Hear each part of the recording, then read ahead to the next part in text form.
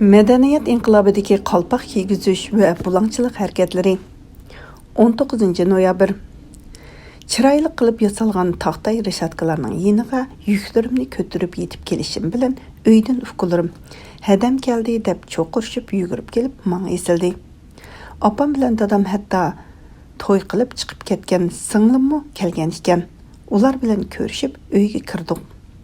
2 oyga yaqin vaqt uydan ayrilib, sirtqa əmgək qilib yürüb, ota-anamni, ufqularimni və uyni bəkmu sevinib ketgan edim. Şunlaşqa özümni erkin və xoşal his qilatdım. Biroq uydagilarda dadam, opam və ufqularimda qandaqdır içini mujib turgan bir xapılıq bardek yüzünün qayg'uliq sezatdim. Xatirjam bo'lolmay, qayta-qaytilab qandaq ahvolinglar, salomat turdinglarmi?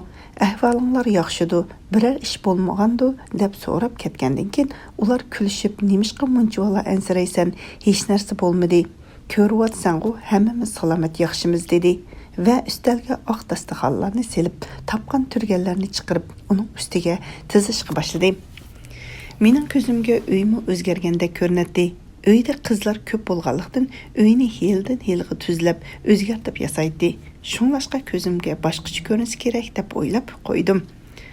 Ukam Ahmad qo'limga suv qo'yib etib, "Hada, sen yo'q bizning uyga shundoq yomon o'g'ri odamlar kelib, uyimizni ko'lab, o'rvatkil tas qildi.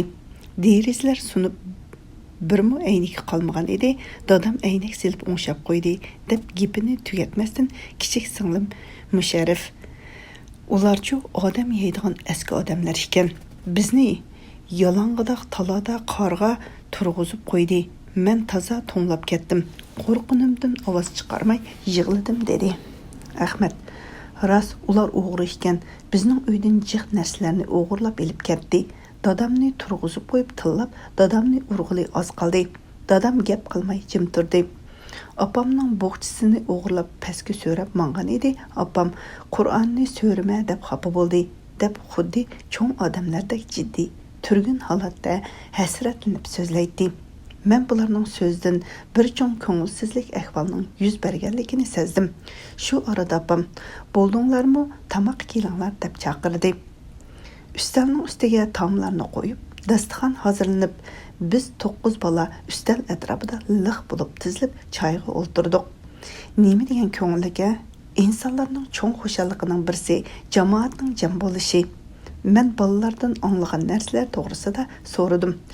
Opam ko'ngillik o'tirib, ichayotgan chayimizni buzma, oldirmasangmi anglaysan dedi. Singlim Qaysha, noyabrning boshlarida angina bo'lib doktorga ko'rinish uchun uydagi bir qancha kishilar bilan qo'shilib Urumchiga borgan edik. Bizni Guantanamo oldiga tushirib qo'ydi. Ko'chada odam mang'udek yo'l yo'q. Namoyishga chiqqandek ko'cha to'ldirib ketib boradi. Odamlarning oldingi sepidagi 40-50 odamning qo'lida bayroqqa uriladi. Uning keyinda yana 40-50 odamning qo'lida bir xilda mavjushining rasmi taxtayga mixlab ko'tarib olgan ekan.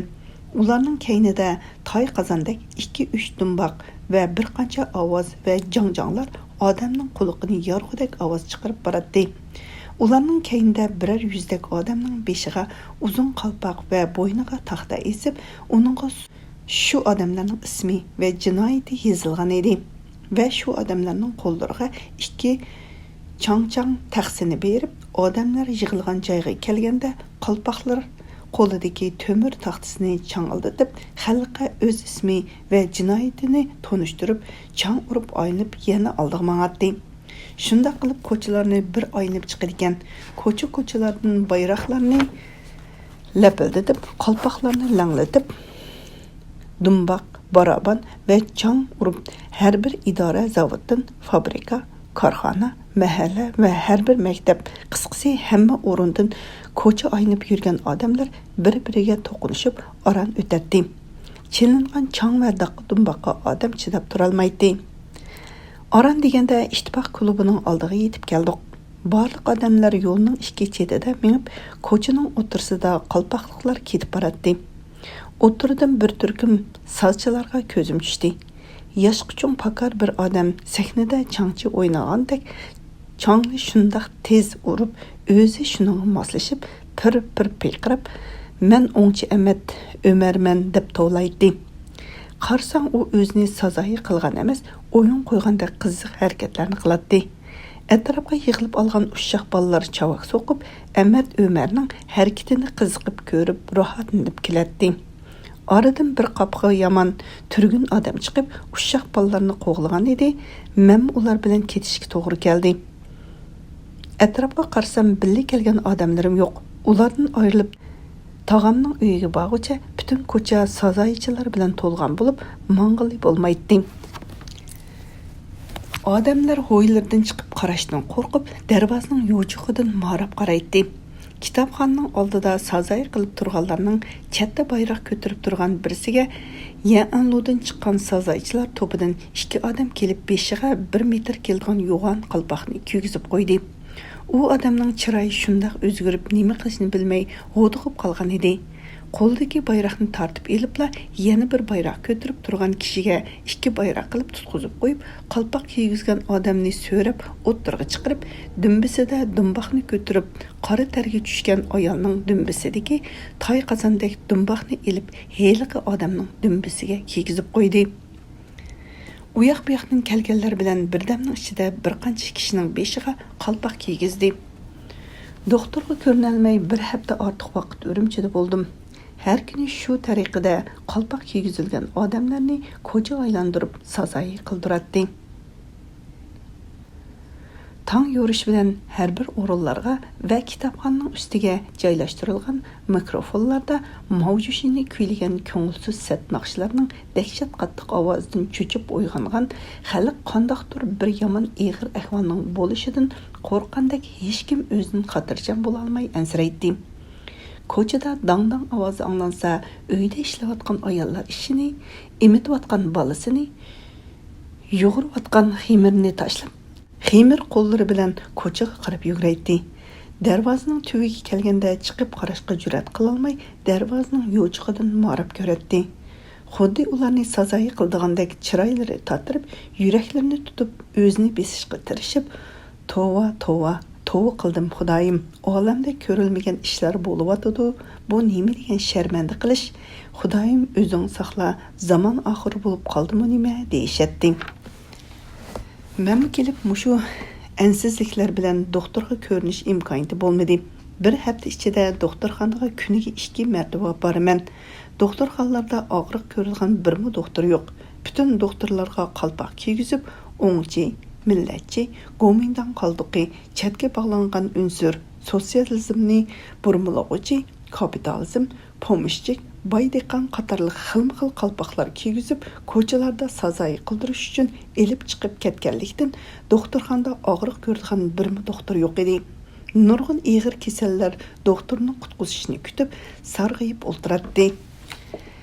Urumchiga kelib 3-kuni shunda qattiq og'rib, o't bo'lib ko'yatdim. Tamoqimdan bir yutum suvmi o'tmay qoldi. Butun badanimga xuddi qizil chiqqandek ushshaq narsa o'rlab, o'zim bilmay garah yetib ketdim. 2 kundan keyin isitmam tushib, bir oz yaxshi bo'lib qoldim. Menga qaraydigan odam yo'q. Nemishqadir hamma kishi jiddiylik va ansizlik bilan xotirjam emas edi. Men uyga qaytishdan bir kun burun tog'amning qo'shnisi Ismoil Musaboyevning uyiga 50 dak odam, ularning ko'pchiligi ushshaq Xongvi Binglar kirib, u oiladagilarning hammasini talaga chiqarib tizib qo'ydi. Xongvi Bing kichik boturlar ularni turg'izib, midir qildirmay kuzat qildi. Qolganlari bütün uyni aqtirib, uydagi barliq narsani uy egalariga odam beshiga bir yutgan, bir ko'rpa, bir yostiq, 2 qur koni nachar kiyimlarni va bir odamga birdan china, taxsa, qo'shiq ham o'zlariga yetarli qozon jumishlarni qoldirib, ondan boshqa bütün narsalarni mashinaga besib elib mangdi. U narsalardan uy aqtirg'ili kelgan odamlarning ko'ngliga yoqqanlari bo'lsa, har qaysi elib yonchuqlarga, qo'yinlarga tiqatdi. Qisqasi talon-taroj bo'layotgan narsalari uchun egalari bir narsa deyolmaydi. Uyning derisi oldiga tizib qo'yilgan chiroyli tashtakdagi gullarning hammasini elib chiqib, tashtaklarni sundirib, to'plarni sinchilab qaraydi. Uyning tomlarini va yerda yeyitilgan xishlarni o'rib-cho'rib, pok ovoz chiqarib, yerlarni qo'mirib, ostini qo'laydi. Butun uyning xishlarini qo'mirib bo'ldi. Ko'mirxondagi 5 tonna ko'mirni talog'i to'shib chiqib, ko'mirxonni qo'lab, ko'mirxonning vatvarkini chiqaribdi. Hatto hojatxonning taxtaylarini qo'mirib elib, hojatxonning ishchigacha oqtirib chiqdi. Uydan bir sanduq pechda ichilmagan 5000 so'm pulni elib chiqib, shu pulga Ismoil Musobayni qartib, rasmga tortib oldi. U odamlarning G'uljada ko'nchilik zavodi bo'lib, shuningdan kelgan parashint pullarni yig'ib qo'ygan ekan. U pullarni sanduqi bilan elib chiqib ketdi. Cho'ng qizi Aytanni kapitalist degan qalpoq bilan kadrlar lageri Sandongbi suv omborida ishlayotgan yerni elib kelib, unimi turg'izib qo'ydi. Ismoil Musobayning xonimi Marhaba Abbayning qon besimi yuqori kasal bo'lganlikdan tushdan keyin o'rindiqqa o'ltirg'izdi. Bizga talaga chiqishga ruxsat qilmasdan bir kun uyda so'linib o'ltirdik. Ersa degan uyga qaytib ketdim, dedi. G'ayshadan keyin Zakiya shaharga berib o'z ko'zi bilan ko'rganlari haqida so'zlab berdi. Men G'aysha ketib bir kundan keyin shaharga tog'amning uyiga bordim. Ahvol shu singlim G'aysha degandek barliq o'rinlarda qalpoq kiygizish va sazoy qilish harakati jiddiy yurgizilib o'tibdi. Ko'chaga qalpoq kiygizib elib chiqqan odamlarni rejimga elib, o'z ish o'rinlaridan qoldirib, majburiy emgakka selib etibdi. Bütün shahar xalqining tinchligi ketib, hamma odam o'zidan ansirab qo'rqish ichida yashaydi ekan.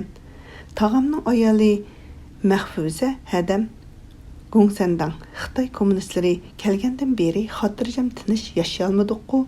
Mani ko'rmamsiz, kechasi uyqu yo'q, kunduzi orom yo'q.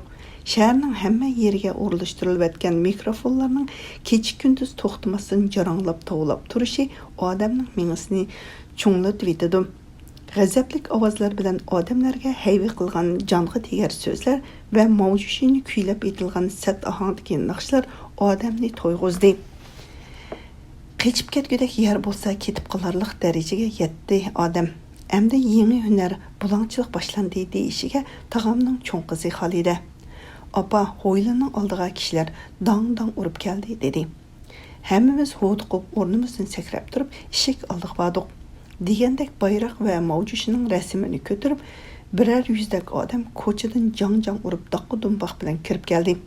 Ko'p sondagilar 12-17 yosh orasidagi yosh o'smirlar edi. Ularning qo'llariga Hongweibing deb yozilgan qizil lati bog'langan edi. Ular darvozadan kiribla bizga midirlamanglar deb tovlab, atrofni cho'rib oldi va shu kichik boturlar hammamizni oqtirishga boshladi. Mening yanchiqimda shaharga borsam ishiltiman deb elib kelgan 10 jing ochliq bilet bilan 30 so'mdek pul bor edi. Uni sumkadan elib o'z yanchiqiga selib oldi. Men qo'rqinimdan so'z qila olmay qoldim.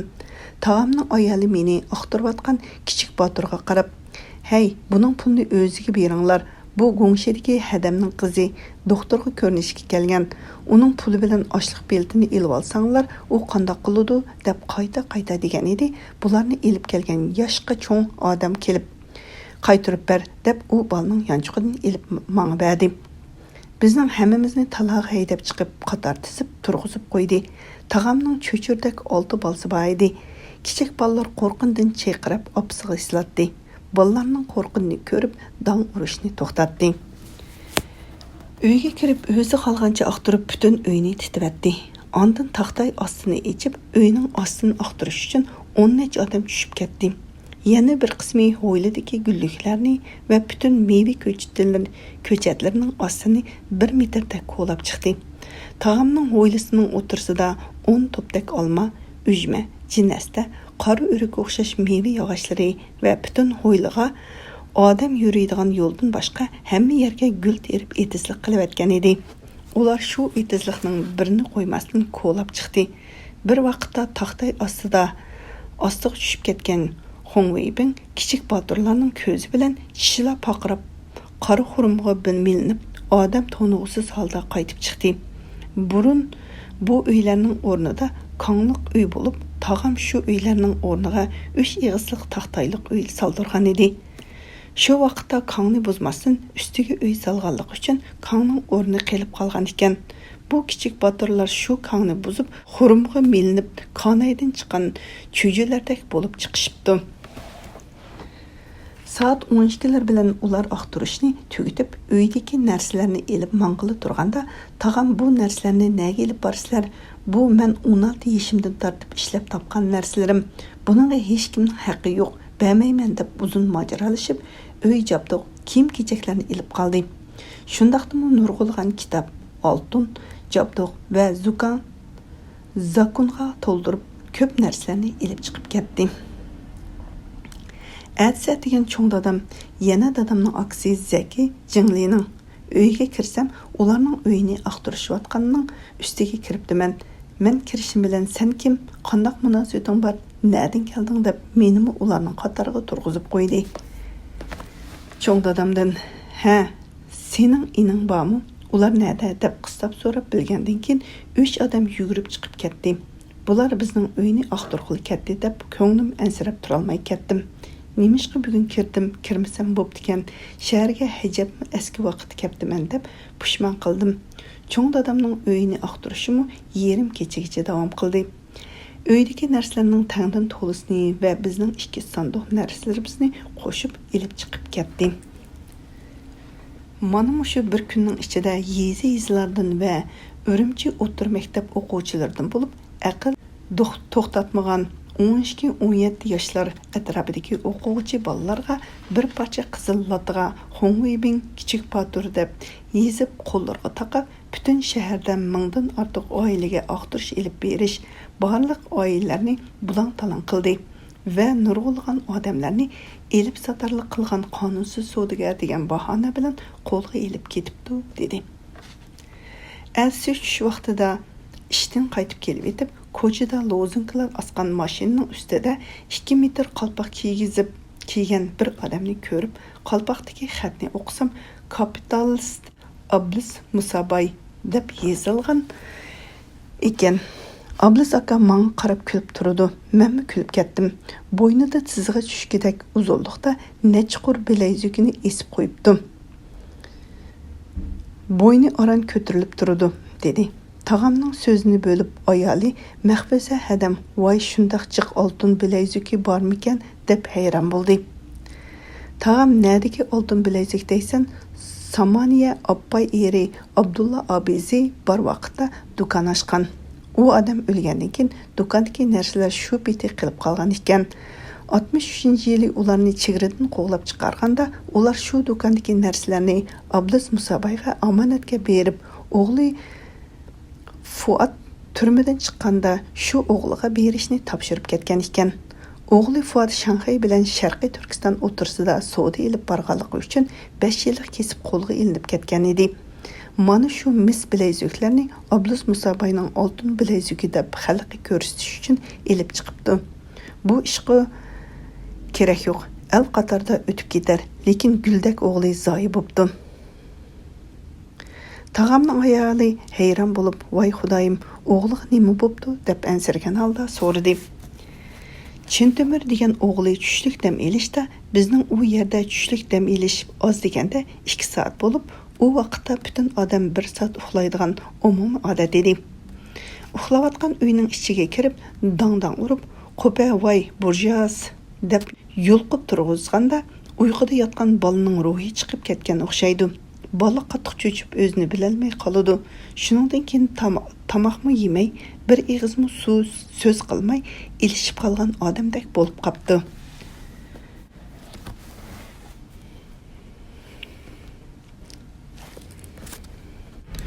Bu bola hammadan chiroyli, o'tkir, xushchaqchaq, aqlli bo'lib o'sgan edi. O'tir maktabda o'qish tugatishiga oz qolgan a'lo o'qiyotgan bola ekan. Butun oiladagilar qon yig'ilishib o'tirdi. Uni ko'rib chiqsam, darvoza tövda Shariba tata, Burxon Joshining cho'ng ayolini ko'rdim.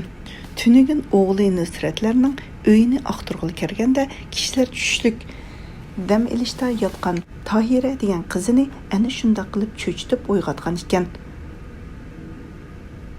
Umu shu Ablis apandining o'g'liga o'xshash bo'lib qopti. Ularning butun qayg'usi shu bolada bo'lib turibdi. Shariba tata so'zlab etib, tugilib yig'lab ketdi. Xudoyim o'zi rahim qilsin, ağır ahval dedi. Şu gündən başlap hər bir idarədə orun, məhəllədəki aktiv unsurlar bilan Xunhuibin kiçik Batur barlıq ailələrə kirib, kişilərinin kitabları və Qur'anlarını elib çıxıb, hər bir orun öz aldığa ot yıqıb, köydürüb hərəkət başladı. Bütün şəhər xalqiga öyi axtarılmagan hər bir adam özlüğünün öyüdə saxlab kelayotgan Qur'an və kitablarını təşkil orunlarga tapşırsın deb uqtirish e'lon qildi. Kimki tapşırmay uyga tiqib oldi ekan, shularning uyini axtirish qilamiz. Uydan Qur'an və kitablarını chiqib qoldi ekan, ig'ir chora ko'rildi. Ulug' madaniyat inqilobiga qarshilik qilgan bo'lib sanalib, aksar inqilobchi qatorda chora ko'rildi deb uqtirish e'lonini radiolarda, mikrofonlarda, majlislarda və cho'ng xat tam gazetlarda e'lon qilinganlikdan hamma xalq qo'rqindan uyda mavjushining kitoblaridan boshqa barliq kitoblarni, Qur'onlarni tashkil o'rinlarga topshirib berib, o'tda kuydirildi. Har bir o'rinning aktiv unsurlari bilan Xunhuibin kichik Baturlar mahalla xalqini majburiy oldiga silib, shahardagi har bir masjidlarga inqilobni o'zgartish yasaymiz deb lozunga, bayroq və daqı dumbaxlar bilan bastırıb kirib, din niqabiga o'rnib elib, xalqni qaymoqtirgan burjazlarni yo'qotayli, xurofotchilikqa qarshi turayli, yashasin kommunizm, yashasin sotsializm, yashasin mavjushi deb dinga qarshi xilma-xil shuarlarni to'lab, aql to'xtatmagan yosh bolalar və qotur aktiv nadallar qiyocha qilib, masjid munoziralaridagi oyatlarni yulib elib tashladi və məsciddəki tavut taxta ravallarının hammasını paltı bilan chiqib vətvergini chiqirvatdi. Taharat aldığan joylarni buzib, eshiklarga yugan quluplarni silib, masjidlar əmdi hökumətə o'tdi deb masjidni xalq qo'lidan tortib elib, korxona və hər türlü ishlab chiqarish o'rniga aylantirib oldi. Mana shu kunlarda o'lgan odamlar jinosiz, tavutsiz, zambil və harolarda ochiq elib chiqib ko'mildi. Şu kunlarda qilingan to'ylar, to'y mərkisiz, nikohsiz, mavjushining yo'lisini, so'zlarini o'qibla qiz yigitning hujrasiga kirgizib qo'yishdi. Xalqning yuragi mujilib ketganlikdan ko'chada bir-birini ko'rsa salomlashib, gap qilishdan qo'rqib, ko'rmasga selib o'tib ketadi. Xalqqa qarshilik ko'rsatgudek jur'atmi yo'q edi. Singlim Qaysha taqti qalmasdan so'zni bo'lib, cho'ng dadamning uyini axtargan kuni bizning uyini Shang yetingdan Soda nazaratidan kelib, bütün uyimizni axtarib, uyning tegini qo'lab, o'rib o'tishga az qoldi. Uyning temi qiysib qoldi. Bütün derizlarning aynaklari bir talmo qolmasdan sunib tushdi. U kuni ko'rsangiz bek dahshat bir kun bo'ldi, dedi. Opam, to'xta, men boshdan so'zlab beray deb voqeani so'zlashga kirishdi. 11 noyabr Shang Yiding Soda nazarati Zaki abizining uyini axtargan kuni Shang Yidingdan bir mashina odam Dado'ga kelib tushdi. Buni ko'rgan dadam bular bekorga kelmadi, shahardagi uyni axtarish to'lqinni bu yerda yurgizish uchun keldi deb oldirash xabarni yetkazib, bo'lg'icha eshikdan degandek Shang Yidingdan kelgan bir mashina odam bilan Dado'dan Buğaltır, Saliq, Navan və Qani Duyjang və 50 yaqin minbanglar ketman gürcəklər bilan kelib uyning atrofini aylandırıb sap bo'lib turdi. Ular eshikdan kirish bilan Saliq, midirlama deb to'lab, bolalarni yelin kiyim, yalang oyoq bilan noyabrning qor yoqqan sovuq kunida talaga qo'qlab chiqarib, qor ustida turg'izib qo'ydi. Uyga kirgan 20 dak odam uyning hamma yerini axtarishga boshladi. Qalgan 20 dan ortiq odam qoli eg'ili, to'xu katiki və ambarlarni axtarishga kirishdi. O'g'zidagi saman və quritgan cho'plarni yerga tushirib, o'g'zidagi taxtaylarni və o'g'ziga selingan laylargacha qo'murib axtaradi və ko'mirxonadagi ko'mirlarni talaga to'shib chiqib, butun yerni qo'lab, to'xu katiki və hojatxonaga axtardi. Uyning ichida odam dasudek yer qolmadi. Butun narsalarni axtarib, ostin-ustin qilibdi. Mening ko'nglim talada yalan kiyim bilan yalang'idaq bir tal taxtayning ustida to'nglab shumshib tizilib turgan bolalarda edi. Oxiri chidamasdan bolalarning kiyimini elib chiqib bersanglar, bolalar bek to'nglab ketdi, so'q o'tib og'rib qoldi dedim. Saliq oldimga döveylab kelib, gap qilg'uchi bo'lma. Sening gap qilish huquqing yo'q. Senlar xalq dushmanlari deb baqirib edi. Shang Yitingdan kelgan odam yenidikiga ishorat qilib, bolalarning kiyimini elib chiqib berdi. Kiyimlarni kiygizgandan keyin bolalarga bir oz jon kirdi. Bular talada sovuqdan xuddi bezgak odamdek titraydi. Ahmad shundoq to'ngladiki, tishlarimiz xuddi to'ng chiqarish mashinadek taqildab ketdi. Bir oz kichiksa vaqirab yig'laydiq dedi. Ular aqtirib yurib sanduqdan Ahmadga cho'ng dadisi sunnat to'yda bergan bolalar o'yinchoq filmini yo'lib elib. Mana qaranglar, bular qoral saqlagan, sanduqida miltiq saqlagan deb qo'liga olgan edi. Udulda turgan Minbin filmning og'zini qo'li bilan chetga ittirib, tart uni bizga qaratma deb o'ltirsan deb o'zini chetga olgan edi. Soda nazaratidan kelgan kadr qo'yib qo'y, bu bolalar o'yinchiqi deb ilib sanduqqa silib qo'ydi. Ular yana aqtirib yurib, kepanlik bilan 100 so'm pulni tepib chiqdi. Pulni ko'rgan Saliq, ko'rdinglarmi? Sanduqda mushuncha pullarni tiqib kelgan deb pulni yanchiqqa silvatdi. Qani diyjang, qo'y olma. O'limlik uchun har kimmo saqlaydi deb Saliqdan pulni elib sanduqqa silib qo'ydi. Karvatning ostidan tok dazmalni tepib chiqib, Minbin to'lab ketdi. Mana qaranglar, Savid bilan har chorshanba kuni aloqalashadigan radiosini tepib chiqdim deb ko'tirib kelgan edi. Boshqa Minbinlar cho'chigan holda, ha, shundoq deb ichiga tortib jinoyatning ustiga tushgandek bo'lib, g'azabli ko'zlari bilan bizga qarab, cho'ng jinoyatchini tutib olgandek bo'ldi. Rostdan bu tog'larda tok dazmilini ishlatish ko'rmaganlikdan hech kim uni tok dazmili deb bilmaydi. Uzun tok simini ko'rib, ular uni radio deb ishinib qoldi. Soda nazardan kelgan yoshqi cho'ng odam ularning qo'lidagi tok dazmalni elib, bu radio emas, bu tok dazmal ko'ynaklarni dazmallaydigan narsa edi, dedi. Ne dedi? Dazmal nesi? deb yenidiki Minbinlardan so'radi. Nereden bilay dazmal demdu, gezmal demdu, bir nima dedi. O'zi bilmasa, biz nereden bilamiz deb boshqa narsalarni aqtirishga kirishdi.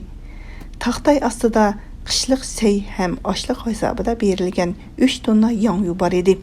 Ularning hammasini talaga to'shib chiqib, taxtay ostlarini ko'lashga boshladi.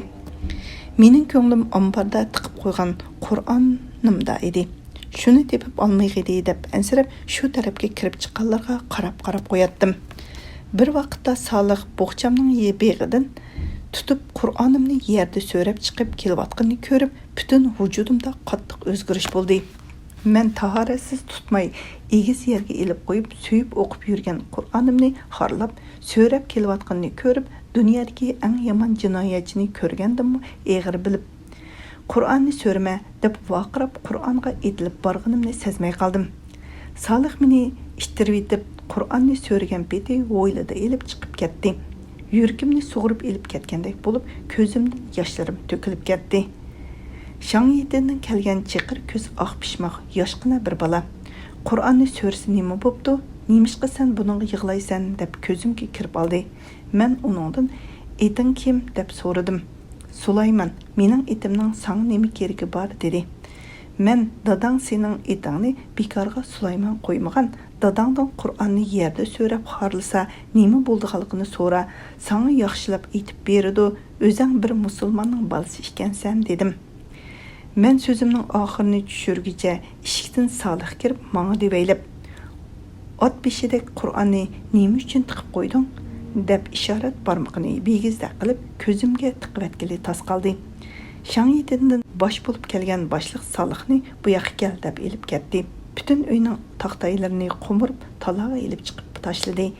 Uyning o'tirsiga limning ustida qolgan taqtayning to'pisida dadangni turg'izib qo'yib, bir harva ko'mishni nega tiqib qo'yding? Uni nimishqa aytmaysan? Agar rostini aytmasang, seni qo'lga olamiz deb devaylab kelgan edi. Qarasam, dadang ro'yi chiqib ketgan odamdek tushkun ko'rinadi. Dadang nerdiki bir harva ko'mishni so'raysizlar deb so'rishiga Saliq yana chachrab kelib, "Ha, u ko'mishlarni nega qo'yding? Rostini ayt" deb tovlab dadangning oldiga etilgan edi. Helqi boshliq uni qo'li bilan tortib turib, Cho'chakdan Hasan oqsoqol harbiga besib kelgan kumushdan deymiz dedi. Dadam o'ylanib turib, uni o'zi setib pul qilib elib ketgan, bizda bir talmi kumush yo'q dedi. U boshliq agar keyingi vaqtda kumushning borligi aniqlansa, sizlarga og'ir chora ko'rildi, bildingmi dedi. Dadam samimiy holda turib bizda u kumushlar yo'q deb takrorlab qo'ydi. Ular ishkirga uyga kirib o'zaro so'zlashayotgan paytdan foydalanib, Salih va bir qancha minbin ham Qoni Duyjang dadamning oldiga kelib, g'azabli ko'zlari va ochiq ovoz bilan chatga bog'langan unsur Salihni yo'qotayli. Sotsializmni burmudug'ichi Salihni yo'qotayli. Pomishchik boy chorvador va kapitalist Salihni yo'qotayli. Gomindan qoldiqi Salihni yo'qotayli deb 7 turli qalpoqni kiygizib, adadan boshlab xalq nazorati ostida etiz ishlaysan deb dadamga vaqirib chiqib ketdi. Uydan mening va dadamning nikoh uzuki va mening 6 dona oltin uzuk va 1 dona oltin halqamni ham Qur'onimni ilib chiqib ketdi. Uyning taxtaylarini mixlab qiysib ketgan uyning temig'i tirab qo'ydik. Yog'och uy bo'lganlikdan o'rilmay qolgan ekan. Bütün derizining aynaklari sunib tushgan edi. Uning o'rniga qog'oz chaplab chiqdik. Talaga ilib chiqib qo'ygan narsalarni kiygizib, uylarni ratlab bo'lguncha soat 1dan ochdi. U kundagi ahvolimizni sen so'rama. Ballar bejarlar osh qo'rsoq talada sovuqda bir kun turib qattiq qiynaldi deb opam ballarga qargan edi. Hukam Ahmad shu kundagi ahvolni menga so'zlab bermoqchi bo'lib, qo'ldagi qo'shiqni taksiga qo'yib menga qaradi. Shu vaqtdagi ta'sirat uning yuzida aks etib, chiroyi jiddiylashdi. Uning inchika uzun qora qishi bilan o'tkir ko'zning orasi yiqilishib, uni o'tkir va aqlli ko'rsatdi. Oppoq peshonasiga tushib turgan qo'yiq qora budra chichi o'ziga yarashib turadi. U xuddi o'qituvchining oldida turgan o'quvchidek o'zini tutgan holda so'zlaydi. Uydagi qattiq vaqirgan ovozlardan shunda qattiq qo'rqdik. Balki dadam bilan opamni ular urvasi kerak deb hammamiz cho'qirishib uyga qarab yugurdik. Minbinglar bizni to'sib uyga kirgizmay tutib oldi. Biz qo'rqinimizdan yig'lab ketdik. Men ularning qo'lidan chiqish uchun yulqinib baqdim. Hech qo'yib bermaydim. Shuningdan keyin minbingning qo'lini tishlab oldim.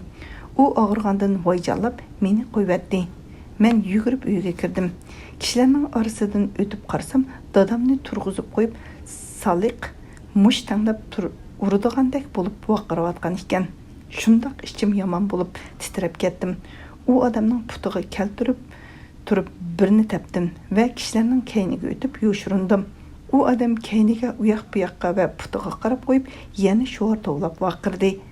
Men putiga toza keltirib yana birini tepib mo'kinib oldim. U xuddi jangda yengan qahramondek bo'lib, hammamizga kulib qarab qo'ydi va kaynidan. Dada, u odam nemishqa shuncha vaqirib sizni urg'ili tos qoldi deb so'radim. Dadam qilgan aqidasiga ichingan holda. Men uni o'qitib 1 yil ichida to'liq buxgalter qilib yetishtirib chiqdim. U mening orqamdan dodiga buxgalter bo'ldi. Men ta hozirgacha o'zim bilgan buxgalterlik bilimimni to'liq o'rgatib kelyapman. Bilmadim u nima uchun menga bunchalik dushmanlik bo'lib tishlashib qoldi. Küçük beqib samratdim. İt bo'lib meni qapdi, tishladi. Miltiq berib o'gatdim, mergan bo'lib meni atdi degandek ish bo'ldi dedi. U faqat shaxsiy manfaat uchun kuchayotgan odam. Chunki u sizni yiqitib bosh buxgalterlikqa erishib olsa, uning qilgan har qanday jinoyatlari echilmaydi va xohlagancha ommaning pulidan xiyonat qila oladi. U faqat shuni ko'zlab o'ltiribdi. Fursatni g'animat bilib, o'z manfaati uchun kuchayotgani dedim. Dadam, mening Xudoning oldida gunohim bo'lishi mumkin, lekin bir insonga ziyon yetkazib, dilini og'ritmadim. Qilchi narsani xiyonat qilmadim. Shuning uchun Allohning oldida va bandaning oldida yuzim yo'ruq dedi. Men dadamdan, bular izlab yurgan nadiki bir harbi kumush u dedim. Dadam bu uzun yildagi narsa. Zaki akamni so'roq qilgandan Hamzaning etqanligini bildik. Hamza, Arin bu 2 yetim balani mening opam beqib cho'ng qilgan. Bu ballar bir chorvachi qozoq oilasida dunyoga keldi. Ular kichik vaqtida dadisi qo'y beqib yurganda chilbölar kelib yeb ketadi. Qo'ylarning bir turkumi bo'rilardan qochib uyga qaytib kelganda buni ko'rgan Hamzaning onasi bo'rilarni qo'g'lash uchun uyda yenib turgan cho'chilni ko'tarib uydan chiqish bilan to'p bo'lib kelgan chilböra Hamzaning onasi va uning kaynidan chiqqan bolalarni yeb ketadi. Hamza, Zamza, Ərin degan 3 bola uyda yo'shinib omon qoladi. Yiroq yaqindagi qo'shnilar Hamzaning uyiga kelsa, 3 bolaning salomat qolganligini ko'rib, bo'rining qolgan jasadlarni ko'mib, jamoat vakili Hamza bilan Ərinni mening dadamga yordam qilsanglar, bular yetim qoldi deb elib kelganda, dadam men baqay deb elib qolgan. Zamzani kimgadir bergan o'xshaydi. Bu ikki balni dadam bilan opam bizdan chora ko'rib baqatdi. Yaxshi tarbiyalab o'qitib yetishtirib chiqdi. Taxminan 1929-yili Burxon Shahidi Germaniyadan Sharqiy Turkistonga birinchi martaba mashina oldirganda dadam bularni bir hunarlik bo'lib qolsin deb mashina haydash uchun shofirlik maktabda o'qitib, eng oldi bilan Sharqiy Turkistonda mashinani shular haydagan edi. Keyin Toshyo'l idorasi qurilib, qatnash idorasining boshlig'i bo'lib ishladi. Madaniyat inqilobida kapitalizm yo'lga mangan huquqdorlarni so'rab chiqqanda Hamzani tortib chiqib, qiyin qistoqqa olganda u mushu kumush to'g'risida pash qilib, hammamizga mushu ig'ir ahvollarni keltirib chiqardi deb ulug' kichik tinib dadam o'ylanib o'ltirib qoldi. Opam choy qo'yib etib, buningga shukr, bosh omon bo'lsin degan. Ahvolga qaraganda yaxshilik kutish qiyin o'xshaydi. Hamma yerga qarsang xalq beshiga ig'irchilik kelyotidi. Turli siyosatlari va turli bahonalar bilan kishilarga qalpoq kiygizib, ko'chalarda el o'tirsida sazoyi qildirib, odamlarni yurak oldi qilib bo'ldi. Bu ishning oqibati qandoq bo'lib tugarkin tang dedi. Ha, yana bir qiziqish deb singlim Zaki so'zni bo'lib, Turpan 90'larda kishilarning beshiga kiydigan do'ppisini uyma-uy kirib elib chiqib tog'dak dövlab o't yiqib ko'ydiribdi. Hem erlarning soqollarini, ayollarning sochlarini kesib, ayollarga o'xshash shapka va shim kiyishga majburlabdi. Turpanda yoshga cho'ng bir odam ularga "Sizlar do'ppini ko'ydiringlar, lekin bu kolaning ichidagini qandoq ko'ydirasizlar?" degan ekan, inqilobga qarshilik qildi deb qo'lga ilib ketibdi deb ulug' kichik tinib qo'ydi. Ha, bizdimi bo'ldi deb singlim Sofiya so'zga qo'shildi. Daqqudumbaq bayroq mavjushining rasmini ko'tarib, uy-uylarga kirib, Qur'on va har qanday kitoblarni, naqshi taxslarni, qo'lda tikilib kashlarni, to'qilgan chiltilarni va qozoq qizlarining beshiga kiydigan o'quluq do'ppilarni, qo'sh etak ko'ynaklarni va marjon saylan besib tikkan. U bechoralarning ming taslikda yib tepib to'qigan narsalarning birsini qoldirmasdan ko'niliq deb ko'ydiratdi. Bizning uydanmi kashda tikilgan butun narsalarni ilib chiqib ketdi. Hammadan opamning qozon shakridan dadisi ilib kelgan gullik o'tikini ilib chiqib ko'ydirdi deb kuldi. Opam ularga bo'pti, faqat mening Qur'onlarim bilan 2 harva kitoblarimga ichim og'riydi. Mening yurkim tang ko'ydi dedi. Dadam ichingan holda shuncha qimmatga olgan ruscha, xanzucha, uyg'urcha va ruscha, inglizcha ham ruschadan fransuzcha lug'atlarimga ichim og'ridi. Uning nemisi ko'niliq bo'lsin, hayronman. Dunyo nima bo'lib ketdi? Tova, Xudoyim deb qo'ydi.